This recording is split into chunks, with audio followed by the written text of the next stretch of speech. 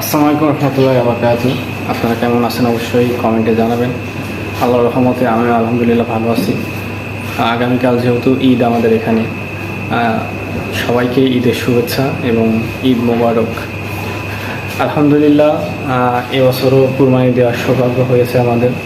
তো আল্লাহর অশেষ রহমতে এবারও কুরবানি দেব। আল্লাহর কাছে লাখ লাখ শুকরিয়া যে আমাদের কুরবানি দেওয়ার সামর্থ্য আছে। তো তারই পরিপ্রেক্ষিতে এবারও কুরবানি দেবো আমরা ইনশাআল্লাহ। আর কুরবানি দেওয়ার জন্য গরু কিনছি, তো সেই গরুটাই আর কি তোমাদের দেখাবো। তো চলেন দেখানো যাক। এইটা হচ্ছে আমাদের গরু, এইটা হচ্ছে কুরবানি দেবো এবার ইনশাআল্লাহ। আর এই গরুটা হচ্ছে আমাদের একা না, মানে 5টা ভাগে গরু কুরবানি হবে এবার। এবার যেহেতু আমাদের ছয় মানে চাচারা আছে, তো দুই চাচা এবং আমার আব্বু, মোট 3জন, আর ওই আরও 2জন আছে, মোট 5টা ভাগে আর কি এই কুরবানিটা আমরা দেবো ইনশাআল্লাহ। আলহামদুলিল্লাহ, আল্লাহ রব্বুল আলামিন যাতে কুরবানিটা কবুল করুক, আপনারা সবাই দোয়া করবেন, আমিন। তো এই যে গরুটা দেখতে পাচ্ছেন কেমন হয়েছে, গরুটার মাশাআল্লাহ অনেক সুন্দর আর কি।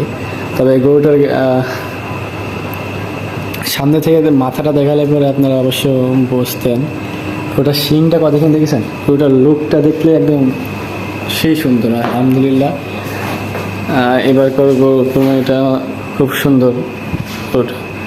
আর এটা হচ্ছে আমাদের নিজস্ব খামারের গরু। এটা বিক্রি হয়েছে বাজারপাড়ার এক লোকের কাছে।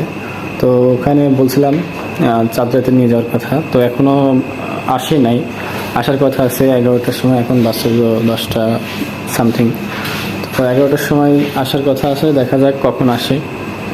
আর আজকে যদি রাতে না পসিবল হয় তাহলে মানে কাল সকালবেলা নিয়ে যাবে।